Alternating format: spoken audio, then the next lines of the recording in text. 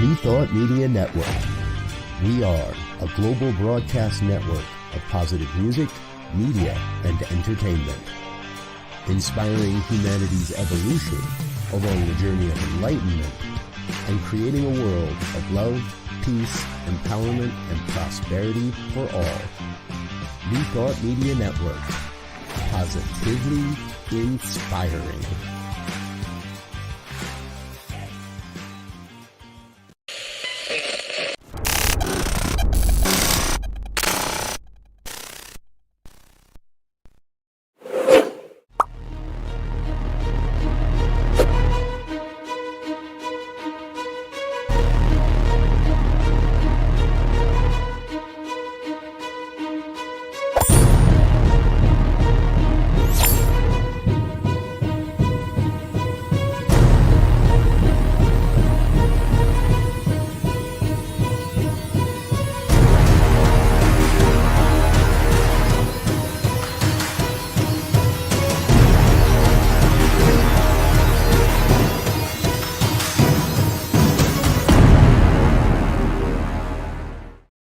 And hello again, dear ones. Dr. Robert with you here on a Friday evening. It's 5 o'clock on the Mountain Time Zone, and that means it is time for the good news.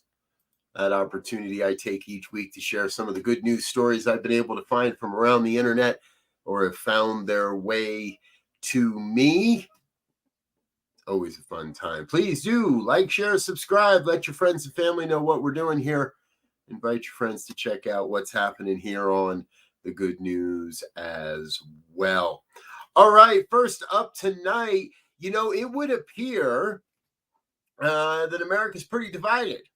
However, that's not the case, or at least that's not what Will Johnson found. Will is the Harris Poll's chief executive, and he says the supposed divides disappear when you consider values, points of interest, and experiences beyond politics. Johnson says it turns out that we're more alike than different. We all want to make a difference in the world, value learning and growing, and most of all, crave love and caring. To put it simply, our hearts are in sync. I love this story. The Harris Poll was commissioned by Time magazine, for instance. Respondents were asked to select adjectives to describe their own life. They picked hopeful and happy as the top two, and only in third place was frustrated. 76% of Americans polled said they see the good in those they disagree with. 71% have a friend who doesn't share their own views. 57% think the culture wars are overblown in terms of how important the issues of those debates are to daily life. 57% think most Americans get along with one another, and 56% believe that the opportunity exists for nearly all to attain the American dream. Right on. Now, while other pollsters may look for more black and white conclusions, Johnson always looks for the values beneath the surface.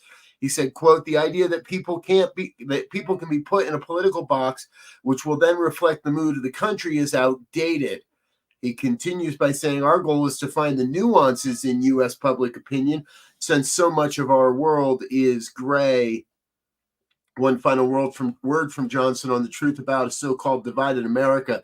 The country has problems for sure, he says, but most people remain hopeful and can see the bigger picture.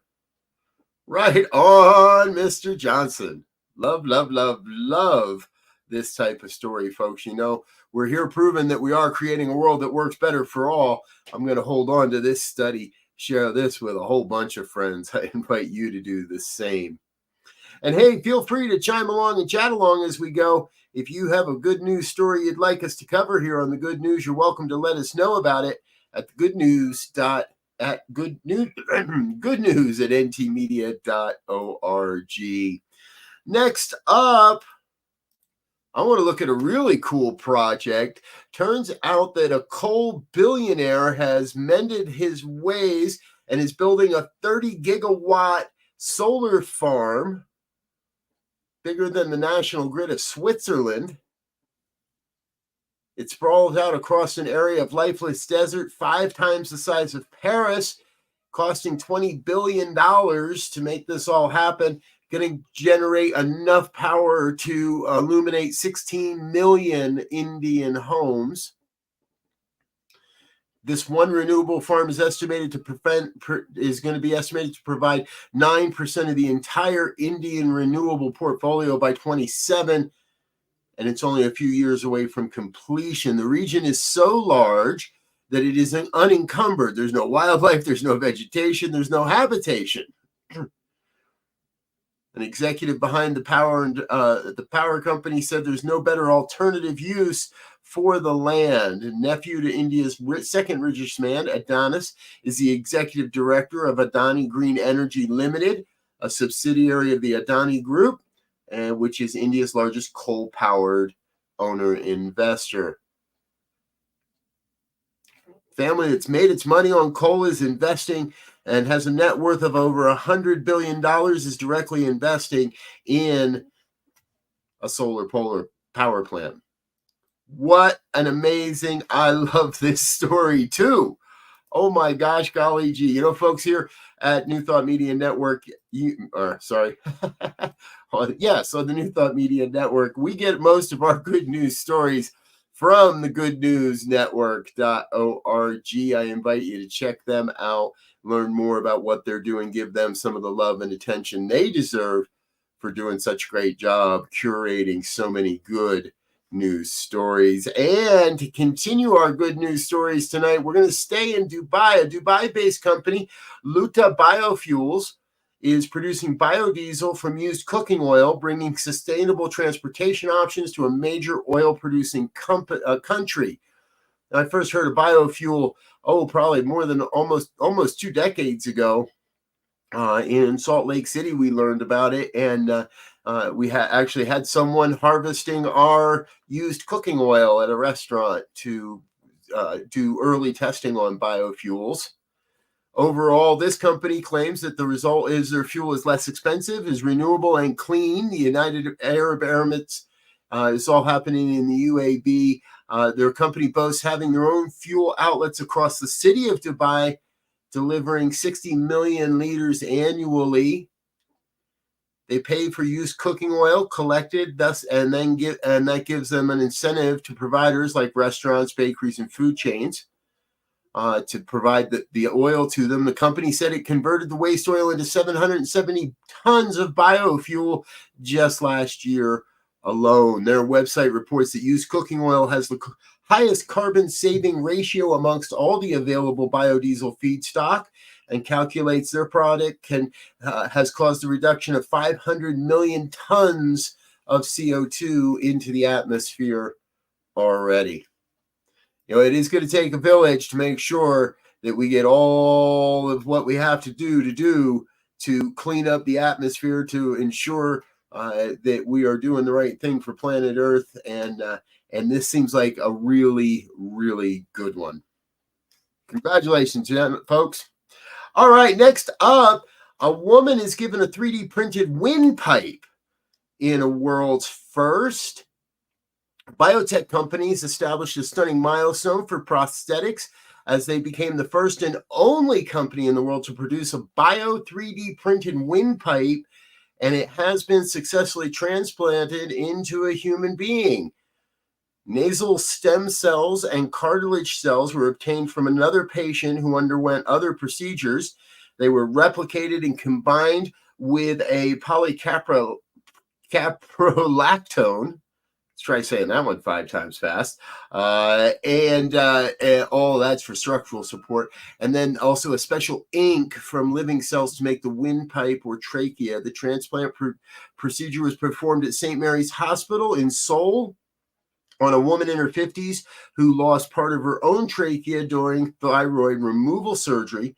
This is a one-of-a-kind 3D printer designed with over a decade of research and testing, and was provided by the company TNR Biofab.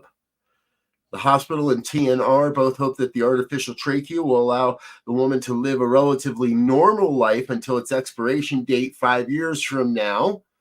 at which point the hypothesis is that her body will have regenerated her own trachea. According to the BBC, the patient did not require any immunosuppressants, a medicine used to prevent the body from rejecting the new organ. Additionally, 6 months after the operation, the windpipe is not only healing well, but new blood vessels are starting to form. While it's too soon to say that 3D bioprinting could be the solution for the current shortage of organs and for transplants, it definitely increases the hopes to partially solve the issue for some organs or some specific indications, or at least fill the gap between classic medical devices and organ transplants. That's all according to Dr. Paulo, head of the scientific strategy at TNR Biofab. Tracheotomies are typically performed in the causes of trauma to the windpipe, thyroid cancer, or congenital anomalies. What an interesting story. We're going to 3D print organs and other body parts as we go. Interesting. Hey, folks, we're going to take a real quick break and say hello to a couple of our sponsors. Let them say hello to you as well. Let you learn a little bit more about New Thought Media Network. We'll be right back in just a moment or so with more good news stories. So stay with us. Stay tuned. We'll be right back right after this.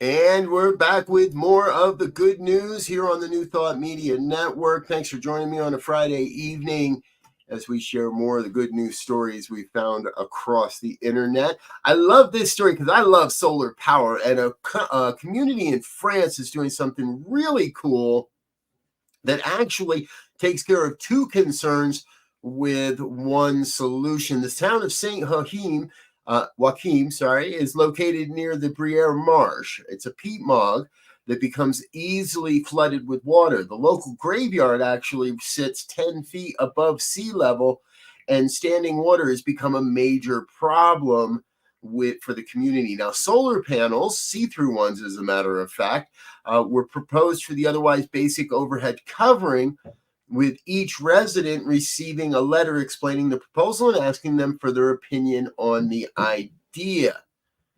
The overall point is to divert the water into catch tanks and then use that to water nearby sporting complex in the dry summer months, all the power being supplied by these panels. Now, 90% of the residents like the concept, and a power sharing idea was quickly determined, whereby each resident would pay roughly about €5 for a share of the power generated, which might be enough to supply around 1,000 people with enough solar power to save a couple €100 every year on their electric bill. €5 for 200. I'll take that deal. The power company in charge of the project designed an algorithm that gathers data on energy usage and determines how much each home needs to meet a fixed percentile of their overall electric consumption. That way, everyone from supermarkets to the local hairdresser to a single-family home receives the same energy savings from the cemetery solar power. The town will fully finance the €3.3 million 1.2 acre installation using a 7% property tax. Eric Broquet, a local resident and president of a local organization, said, "I think it's a beautiful idea. The purpose was to make it simple, to avoid someone saying, 'Why don't I have electricity for free?' Everybody and even companies will have the same level of access." What a great idea. Why aren't we doing more of this stuff here in the United States, folks? Clear solar panels that can be used to cover the burial plots of local residents, small towns everywhere. I'm going to say we should be looking at these types of stories. Well, here's something on a little bit bigger scale. It all started 24 years ago when Congress launched a bill to restore the Florida Everglades. Representative Clay Shaw from Florida, who left office back in 2007, called the plan the biggest environmental restoration project in the history of the world at the time of its launching. It aimed to undo the Army Corps engineers' Drain the Everglades project, which started in 1949, and return that land to its natural habitat. Today, that plan is now in full effect. Over 60 infrastructure projects earmarked for $20 billion that will perform ecosystem-wide heart bypass surgery is what they're calling it. The Florida fiscal year 2024 budget alone includes $740 million of this kind of work. The Everglades Foundation is ecstatic about all of this. As wet as it is, South Florida has experienced a catalog of environmental problems stemming from the loss of water from Lake Okeechobee, including seagrass die-offs, exasperation of the red tide, wildfires in the Everglade ecosystem, and blue-green algae blooms. Reconnecting the beating heart or the lake to the millions of acres its waters help to refresh is the aim of modern-day restoration efforts.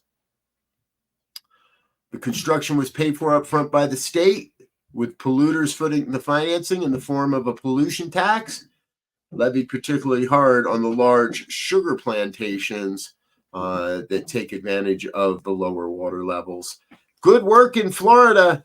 I know you don't hear me say that very often, but there it is. We've got a great restoration of the Everglades continuing and seeing great success. I was able to visit the Everglades about a year or so ago, and it is an amazing place. If you've never been there, check it out. Hey, one other place that I have visited and is in the news, mostly because it is such a unique story. California Redwoods is the first national park to be co-managed with a Native American tribe that used to consider it their land. The Yurok will be the first tribal nation to co-manage land with the National Park Service under a historic memorandum of understanding signed on Tuesday by the tribe. Redwood National and State Parks and the nonprofit Save the Redwoods League said, according to news reports. The Yurok tribe has seen a wave of successes in recent years, successfully campaigning for the removal of a series of dams on the Klamath River, where salmon once ran up to their territory. And with the signing of a new memorandum of understanding, the Yurok are set to reclaim more of what was originally their land. Save the Redwoods League bought a property containing these remarkable trees in 2013 and began working with the tribe to restore the land. We've been reporting on that Save the Redwoods property purchases over the last few years, as well as the 2013 purchase. Originally, they were planting 50,000 native plants in the process. The land itself was within the ancestral lands of the Yurok, once owned but were taken during the Gold Rush period. Currently located on the fringe of Redwood National and State Parks, which receive over 1 million visitors every year and is a UNESCO Natural Heritage Site, the property has been renamed Oru, a Yurok word for the area. Today, we acknowledge and celebrate the opportunity to return Indigenous guardianship to Oru and reimagine how millions of visitors from around the world experience the Redwoods. That's Sam Hodder, President and CEO of Save the Redwoods League. As the original stewards of this land, we look forward to working together with the Redwood National and State Parks to manage it. That's Rosie Claybum, the tribe's Cultural Resources Director. This is a first of its kind arrangement where the tribal land is co-stewarded with the national park as a gateway to millions of visitors. This action will deepen the relationship between tribes and the National Park Service, said Redwoods National Park Superintendent Steve Meets, adding that it would also, quote, heal the land while healing the relationships among all the people who inhabit this magnificent forest. Love the idea of healing the land as well as healing the man and the individuals.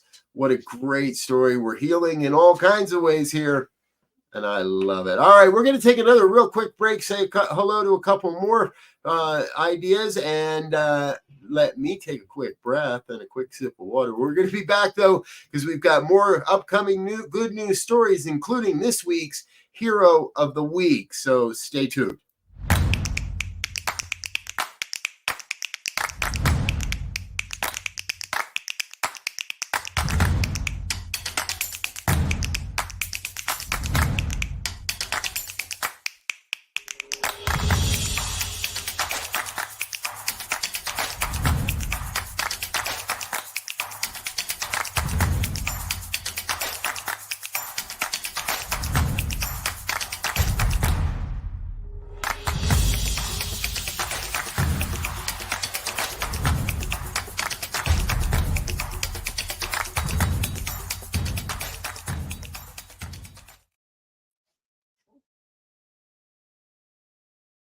Please help us say thank you to our organizational sponsors, including the Hefferland Foundation, Affiliated New Thought Network, International New Thought Alliance, Science of Mind Archives and Library Foundation, Center for Spiritual Living Denver, Center for Spiritual Living Midtown, New Thought Philadelphia, Planned Happiness Institute, Summit Center for Spiritual Living, One Heart Retreats, Center for Spiritual Living on the Lake, Unity Kitchener, Unity Spiritual Center, Ottawa, Om Center for Spiritual Living, Satya Center, Begin Within Ministries, Center for Spiritual Living North Jersey, Unity of Savannah, and the Center for Spiritual Living Seattle, as well as all of our individual donors. Thank you for being part of the New Thought Media Network. Please like, share, and subscribe. New Thought Media Network, positively inspiring. Yes. Thank you to all of our organizational sponsors and individual donors. It is thanks to your great contributions that we're able to continue sharing this message out across planet Earth. We appreciate you being a part of what we're doing here. If you'd like to be a part of the New Thought Media Network family, please head on over to our website, ntmedia.org. Click on the donate button, and we'll send you a big old thank you for being a part of what we're doing. All right, back into it. We've got our final segment, including our Hero of the Week. But before we get there, I want to introduce you to Teresa Ojibwe. I think that's how you say it. Forgive me, Teresa. Teresa's a mother from Millbourne, New Jersey. Whoever said there was nothing fun to do in New Jersey? Over 10 years ago, she began building the ferry trail along the Rahway Trail in the South Mountain Conservancy there in Millburn. What happened is she wanted to give her son, who suffers from autism, an experience of something different, and she thought it was a dynamic way of getting little children into the wilderness, into the nature, getting them to use their imagination and getting them to tap into their creativity to stimulate both early childhood and special needs children. That's by Beth Kelly, a trail keeper. And over time, Teresa and her family moved away from the trail. However, the locals decided they wanted to keep all this happening. And again, the Park Service allowed her to continue doing this for over 10 years. She was building all kinds of little fairy magic in the woods there. There's over 100 tiny fairy homes that are built into the area, tucked into the nooks and the crannies of the forest. Those residents there say it's the perfect place for fairies to dwell in peace, away from prying eyes. Made from natural elements, mostly scavenged from the fort itself, and always with subdued colors, the homes will eventually biodegrade and leave no trace. According to Kelly, the children who visit firmly believe she gets to talk and meet the fairies, while they, as just visitors, report only catching glimpses of them through the trees, perhaps bounding up a tree in the saddle of a chipmunk or disappearing down into the pollen of a forest flower. What a beautiful idea, and what a beautiful story. I love these kinds of, not just for the fact how heartwarming this is, but the idea that we can go and make these things happen for others, and to continue the mystery of it all. This might be our good friend Laurie Carlson, who I know lives in New Jersey. Love the fairy trail, hiked there many times. Right on. If you have pictures, send me some pictures.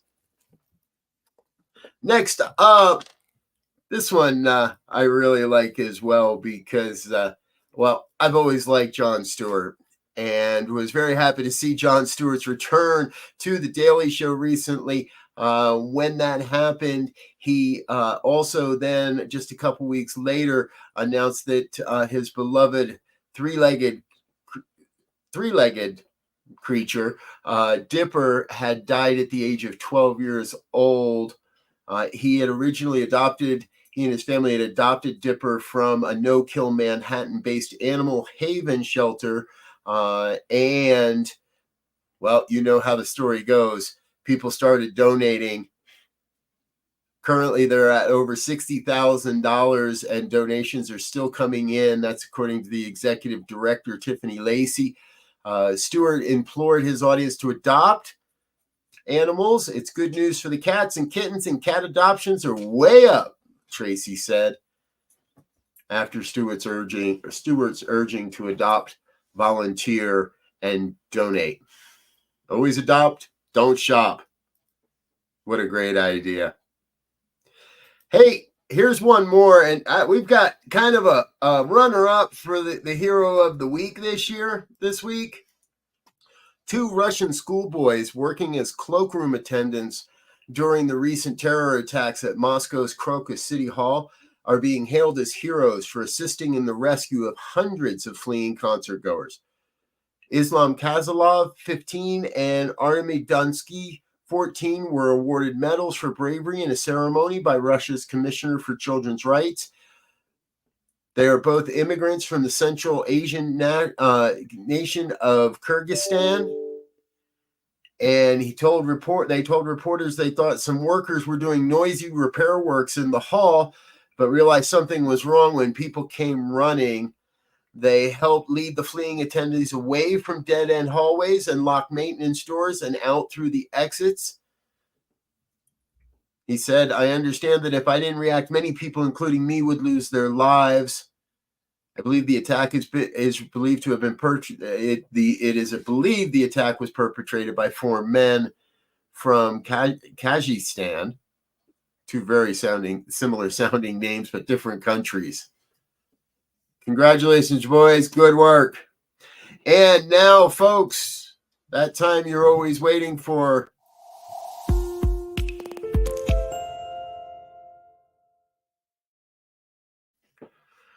Some very successful people are hailing Kia Rusev as an absolute lifesaver. And I can't imagine she would be seen as any other way. As a school bus driver, when her bus caught fire and she took 9 steps off the front half. Oh, sorry, my notes got mixed up. At approximately 7 a.m. on March 13th, Kia realized that her bus was losing power and it began to smoke.